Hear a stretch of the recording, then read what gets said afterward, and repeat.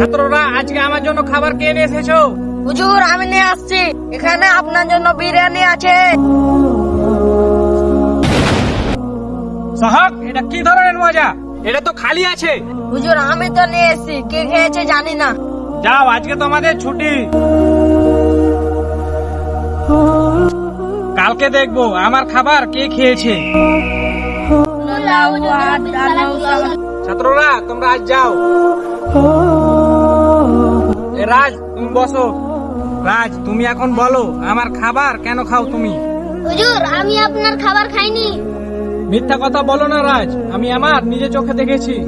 গতকালকে তুমি আরে হুজুর তো নাই, হুজুরের টিফিন এখানে রাখা আছে। কেউ দেখে ফেলার আগেই আমি সব খাবার খেয়ে ফেলবো। এখন বলো তুমি আমার খাবার কি জন্য খাও? হুজুর, আমাদের বাড়িতে সবসময় খালি শাক রান্না করা হয়। আপনার জন্য প্রতিদিন ভালো ভালো খাবার আসে। আমার ইচ্ছা করে প্রতিদিন ভালো ভালো খাবার খেতে। এই জন্য আমি আপনার খাবার খেয়ে ফেলেছি। আচ্ছা ঠিক আছে, তুমি আর কেঁদো না। তুমি আমার সাথে প্রতিদিন খাবার খাবে। আরে নাও টাকা, তুমি বাজার থেকে ভালো ভালো কিছু খাবার কিনে নিয়ে আসবে। আপনাকে অনেক ধন্যবাদ হুজুর। আসসালামু আলাইকুম।